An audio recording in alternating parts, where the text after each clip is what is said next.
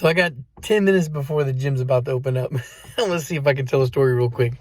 So the other day, okay, so I guess there's to properly start off with, I've been watching the Sopranos, right? It's one of those long-term bucket list shows I've had for like the better part of a decade. At some point in time, I'm gonna watch the Sopranos, see what that's all about. I got hooked right away. Just a couple episodes in, it kind of like subverted my expectations. It wasn't exactly the way I thought it was going to be. I thought it was going to be more hardcore, brutal shit, but it actually has a lot to do with family. Family is a big thing in the show. Yes, there's a mobster shit, and yes, it's important, but it's also the family drama of The Sopranos. So there was one scene that stuck out to me, and I was like, oh, this seems like a story right here. I just needed a little bit more meat to it, I guess, to make it one. And it's there's a scene where Johnny Sacks rolls up to meet Tony, and he's driving a Maserati. Now, mind you, this Maserati's from like damn near 20 years ago. Still looks fucking good though, right?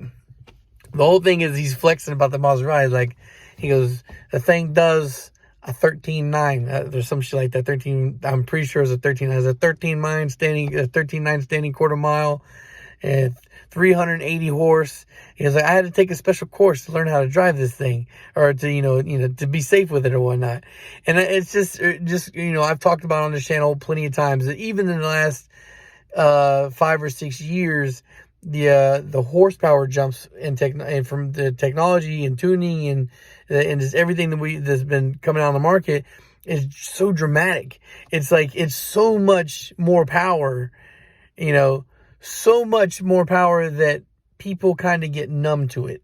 For a long time, I used to buy every magazine that would come out. I think right around 2016 or 17, I think it was 2017 is when I finally let them go.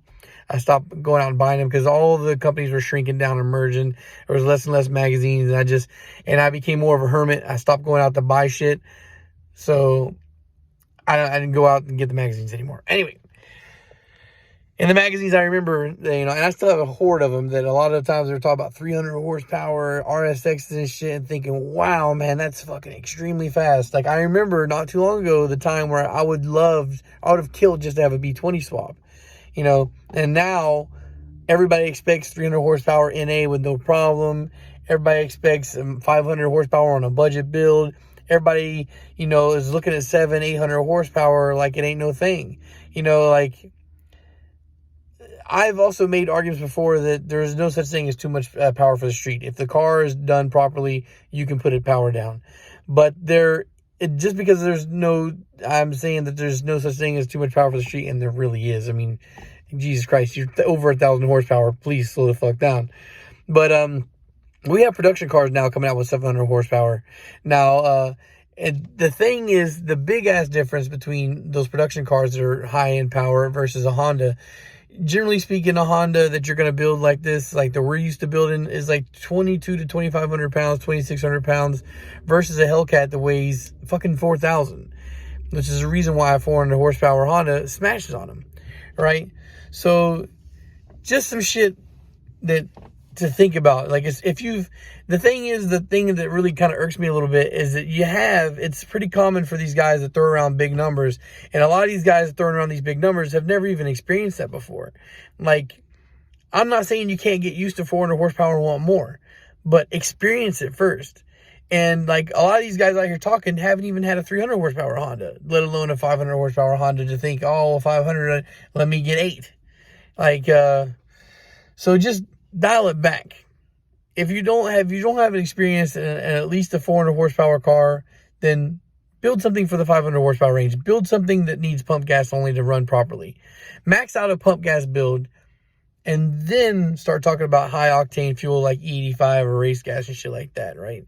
So, hold your ponies a little bit, guys. Like, don't throw around these big numbers and talk about it like it ain't no big deal. And also, like I mentioned the other day, being no such thing as bulletproof. And Kenny was talking about it the other day, and I mentioned this guy a lot now. But he's like, don't build a 1,000 horsepower car if you don't have 1,000 horsepower car maintenance money, because things break. Things are going to fuck up, and you're going to have to take out fucking transmissions and rebuild transmissions, or buy new transmissions, or buy new axles. But, the engine might go. All these things. So, I would say start off small. Start off with a budget 500 horsepower pump gas build, 450 horsepower pump gas build. Do something like that. Or stay NA, you want to do a K or something like that. NAK pump gas, 250 horsepower, something like that. And then come back later after you've gotten used to that. Go drive a 400 horsepower Honda for a little while, drive a 500 horsepower Honda for a little while, and then come back talking about those 500 plus, because the game completely changes in expenses at 500 horsepower. It's not just the cost of cylinder reinforcement. It's not just the cost of more expensive pistons and more expensive rods. It's all the supporting shit that comes together to be able to put that power down and be able to maintain that power level. So don't think too light. And just because you see 700 horsepower stock K-Series out here, don't think that it's not a big deal. Just because it's making that kind of power on a stock fucking engine block, you know, doesn't mean that that's not extremely high horsepower. It is. And also, you got to think about the durability. At least when you're doing, doing those kind of big numbers on a stock block, it's not a big deal to spend a couple $100 to get another one. And Jim just opened up, so story time is over. All right, guys, thanks for watching, and peace.